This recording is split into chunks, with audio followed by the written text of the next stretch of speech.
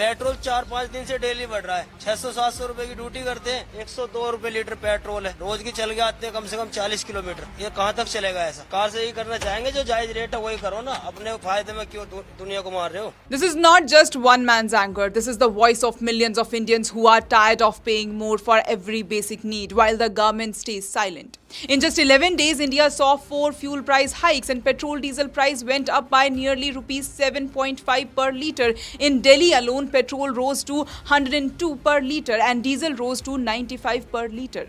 And when fuel becomes expensive, it does not stop at the petrol pump. Transport cost rise, food delivery cost rise, vegetable cost more, daily commuting cost more, and every household budget gets squeezed harder. ये सरकार एकदम निकम्मी है, बस कुल मिला के ये पहले कमाता था 1500, अब कमा रहा हूँ 500। ऐसा चल रहा घर मेरा। दवाई घरवाली की आती थी मेरी एक हफ्ते की, मेरे को 1000-1200 रुपए की, साली 2600 रुपए की दवा आती है एक हफ्ते की। हर आदमी को मंदिर मस्जिद में उलझा दिया इसने, बस और कुछ नहीं करा। मोदी आया तो दुनिया में डंका बज रहा, भारत डंका बज रहा है, एक दिन ये इसको छुपने की भी जगह नहीं मिलेगी। The government's own inflation data shows retail inflation at 3.48% in April 2026, while food inflation was even higher at 4.20%. Goods transport inflation was 7.60%, which tells you exactly how rising fuel costs spread into the prices people pay every day.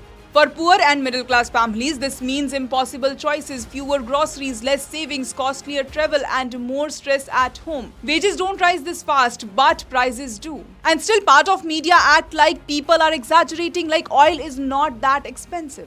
वैसे अगर ऊपर ऊपर से देखा जाए तो 7 रुपए के इजाफे से कोई बहुत बड़ा फर्क नहीं पड़ता। Are these anchors voice of people, or are they doing PR for the government? If fuel price rise again and again, if inflation keeps hurting families, then accountability cannot be avoided. The government can't take credit when headlines are good and disappear when people are suffering.